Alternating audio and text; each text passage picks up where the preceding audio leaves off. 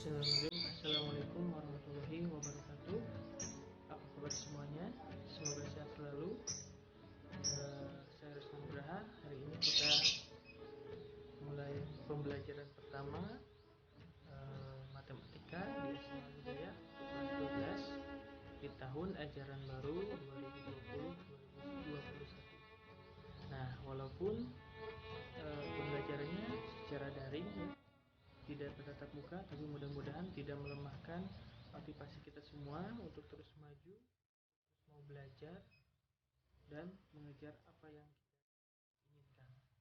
Dan mudah-mudahan juga situasi masa pandemi corona ini segera berakhir.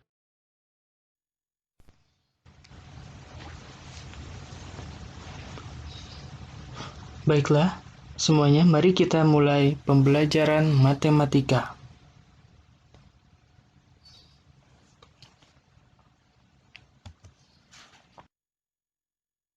Untuk semester sekarang ini, di tahun ajaran baru ini, ada 4 bab yang akan kita pelajari. Yang pertama, dimensi 3. Yang kedua, statistika. Lalu yang ketiga, peluang. Dan yang keempat, kekongruenan dan kesebangunan.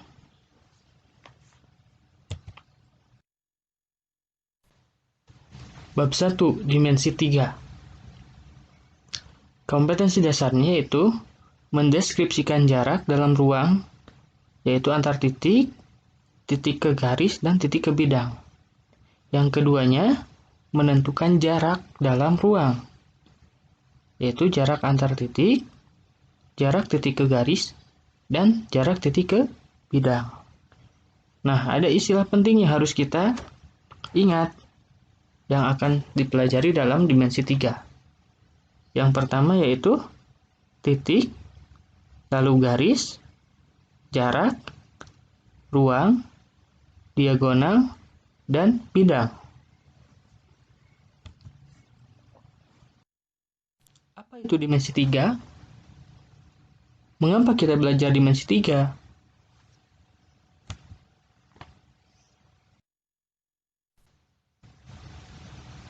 Sebelumnya, Euclid merupakan seorang matematikawan yang hidup sekitar tahun 300 sebelum Masehi di Alexandria. Nah, bisa kita lihat di sini ada biografi Euclid ya. Nah, Euclid ini disebut juga sebagai bapak geometri. Dialah yang mengungkapkan bahwa 1. Titik adalah 0 dimensi. 2. Garis adalah 1 dimensi, yaitu garis itu sendiri. 3. Persegi dan bangun datar yang lainnya adalah 2 dimensi, yaitu memiliki panjang dan lebar. 4. Bangun ruang adalah 3 dimensi, yaitu memiliki panjang, lebar, dan tinggi. Kelima, tidak ada bangun geometri 4 dimensi. Nah, dari sinilah berawal bangunan geometri atau bangun 3 dimensi yang sekarang kita pelajari itu, yaitu dimensi 3. Berawal dari Euclid yang disebut juga sebagai bapak geometri. Dalam bukunya The Elements, ia menyatakan 5 postulat yang menjadi landasan dari semua teorema yang ditemukannya. Ini sekilas sejarah tentang geometri ataupun dimensi 3 ya.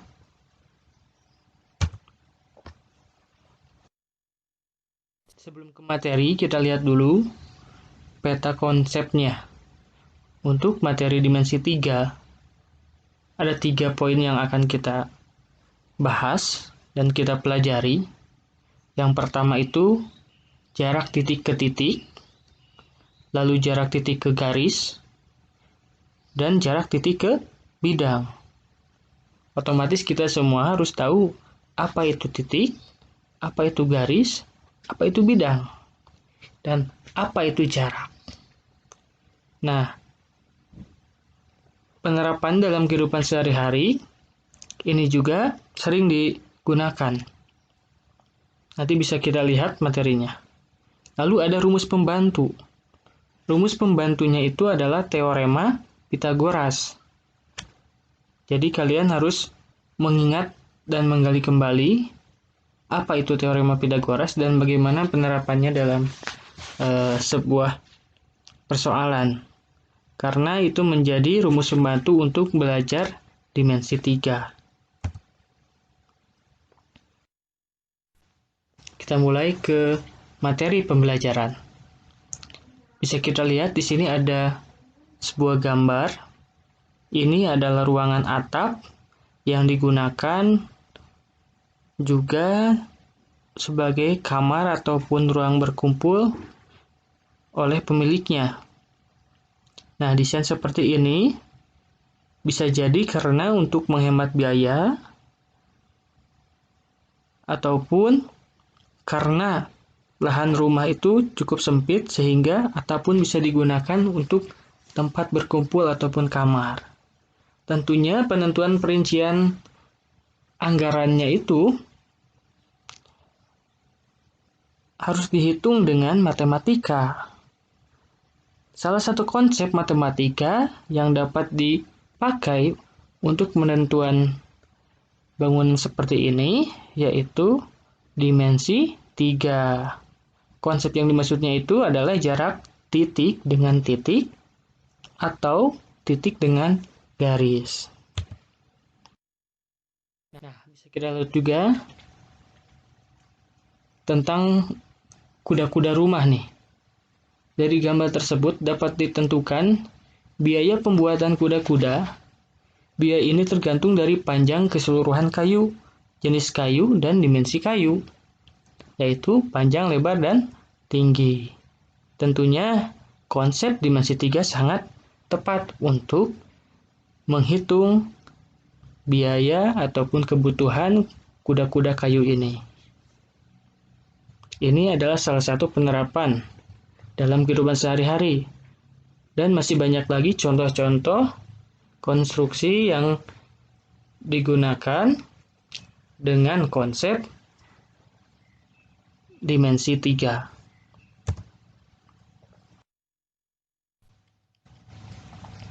Perhatikan bangun ruang berikut ini. Ini adalah bangun kubus A, B, C, D, E, F, G, H. Nah, bangun 1.1 A merupakan kubus A, B, C, D, E, F, G, H dengan panjang rusuk 3 cm. Di mana sini ada EC, lalu EG, dan AC. Masing-masing merupakan jarak antara titik. Kalau EC, jarak titik E dengan C. Kalau EG, jarak titik E dengan G. Kalau AC, jarak titik A dengan C. Titik E, kemudian titik E dengan G, serta titik A dengan titik C ya. Pada bangun 1.1b, jarak antara titik P dan Q adalah panjang ruas garis P ke Q. Nah, seperti contoh pada gambar B ya, gambar yang bagian B ini, di sini ada PRQ. Lalu, karena yang ditanyakan jarak PQ, sehingga kita tarik garis dari P ke Q dengan seperti ini. Oke.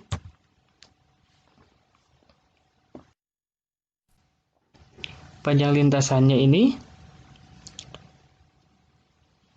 tinggal menjumlahkan antara masing-masing panjang jalan ya. Bisa kita lihat dari rute di atas, kita ketahui rute terpendek dari kota A ke kota C adalah melalui rute ke-5, yaitu langsung dari A ke C. Maka dapat disimpulkan jarak dari A ke C adalah rute terpendek dari A ke C, yaitu 27 km.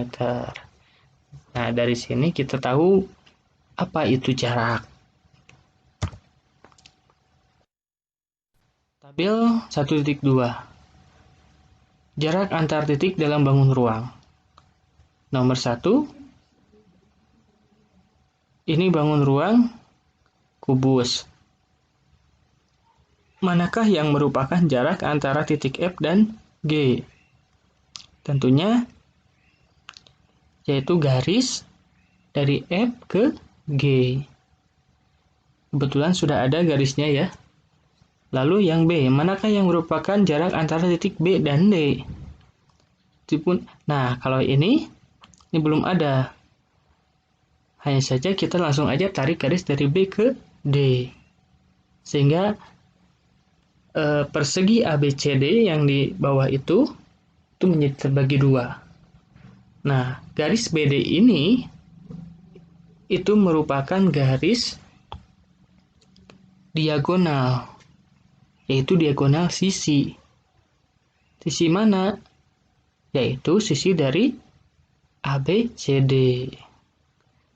Nomor 2, manakah yang merupakan jarak antara titik P dan N? Dari P ke N itu belum ada garisnya, jadi kita langsung aja tarik garis penghubung dari titik P ke N. Itu disebut dengan garis diagonal. Tapi kalau yang tadi itu, yang ABCD itu garis diagonal sisi, kalau untuk garis dari titik P ke N itu disebut diagonal ruang. Berikutnya yang B, manakah yang merupakan jarak antara titik Q dan L? Dari titik Q ke L, belum ada garis juga. Nah, untuk menentukan jaraknya, langsung saja tarik garis dari sudut atau dari titik Q ke titik L. Secara langsung, sehingga membelah dua sisi PQML ya. Nah, di situ atau PLMQ. PLMQ ini menjadi terbagi dua. Garis dari Q ke L itu merupakan garis diagonal juga. Tapi bukan diagonal ruang, melainkan diagonal sisi. Diagonal sisi yang mana? Yaitu sisi PQML ya. Begitu, dan seterusnya untuk nomor 3 dan nomor 4 bisa dicoba seperti itu. Next.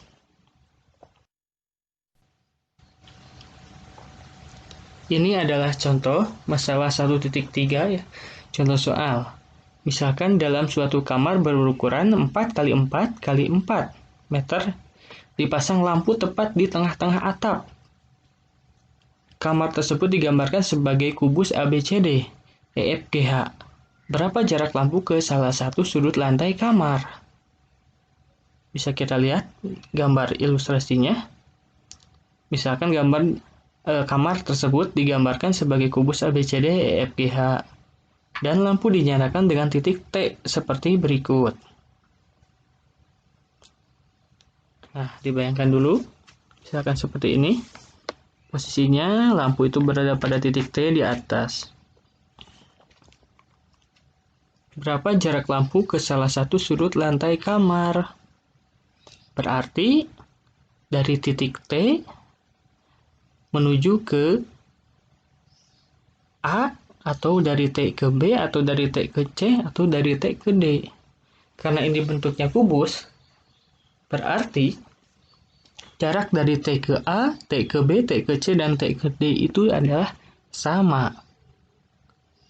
Nah, yang kita ketahui saat ini adalah panjangnya itu, panjang kubus ini atau kamar ini dari A ke B itu 4, B ke C itu 4 juga, 4 meter ya, dari C ke G juga 4 meter, karena ini kubus. Bagaimanakah cara menentukan panjang atau jarak dari T ke salah satu sudut yang berada di bawah? Tentunya kita mulai menggunakan teorema Pythagoras. Jarak lampu ke salah satu sudut lantai kamar adalah jarak titik T ke titik A, B, C, atau D. Titik T merupakan titik tengah bidang EFGH. Sehingga TA sama dengan TB sama dengan TC sama dengan TD. Akan dicari jarak titik T ke titik A. Jarak titik T ke titik A salah satunya dapat dicari dengan segitiga AET.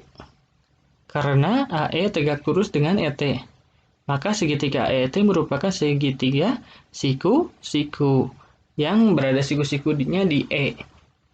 Dengan menggunakan teorema Pythagoras, diperoleh AT kuadrat sama dengan AE kuadrat. Oleh karena itu, T merupakan titik tengah ET. Maka ET sama dengan setengah EG. Karena EG merupakan diagonal bidang panjang ET sama dengan setengah dikali 4 akar 2 sama dengan 2 akar 2. Lalu AT kuadrat sama dengan AE kuadrat tambah ET kuadrat. AT sama dengan akar 4 kuadrat tambah 2 akar 2 kuadrat. Sehingga hasilnya sama dengan akar 24. Nah, akar 24 bisa disederhanakan lagi atau diperkecil menjadi 2 akar 6. Jadi, jarak lampu ke salah satu sudut lantai adalah 2 akar 6 meter. Begitulah cara perhitungannya. Nah, ini ada latihan soal untuk dicoba ya. Silahkan semuanya dicatat terlebih dahulu. Saya bantu baca dulu ya. Diketahui nomor 1, limas berukuran TABC dengan bidang alas berbentuk segitiga sama sisi. TA tegak lurus dengan bidang alas. Jika panjang AB sama dengan 4 akar 2 cm dan TA sama dengan 4 cm, tentukan jarak antara titik T dan C.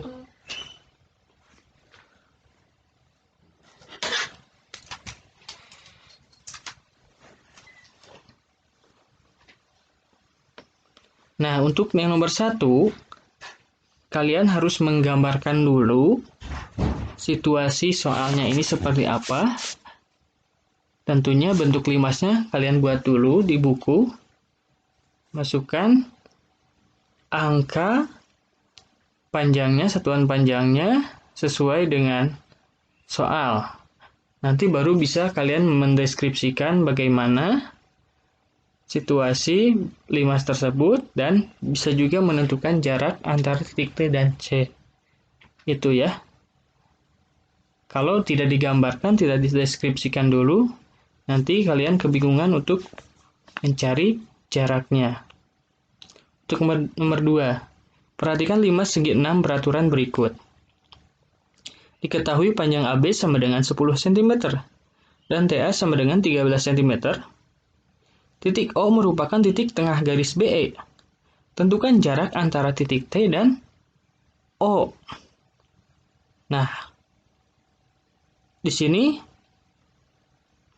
titik O merupakan titik tengah garis BE. Berarti kalian harus membuat garis dulu dari B ke E, garis bantu dulu, lalu di tengah-tengahnya berikan titik O, sehingga O itu berada tepat di tengah-tengah bangun alas ABCDEF. Ya. Lalu setelah itu baru kalian bisa mencari jarak antara titik T dan O. Dengan cara apa? Caranya sama seperti contoh tadi dengan menggunakan teorema Pythagoras. Ambil, deskripsikan sebuah bentuk. Misalkan TAO ya, atau AOT boleh. Digambarkan lagi, deskripsikan lagi bentuk AOT-nya. Nanti setelah itu kelihatan bahwa AOT itu adalah segitiga siku-siku yang siku-sikunya berada di O. Sehingga kalian bisa mencari panjang atau jarak antara titik T ke O. Seperti itu ya.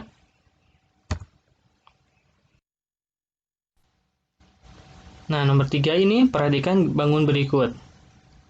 Jika diketahui panjang AB sama dengan 5 cm, AE sama dengan BC, sama dengan EF, sama dengan 4 cm. Maka tentukan A jarak antara titik A dengan C, B jarak antara titik E dan C, C jarak antara titik A dan G.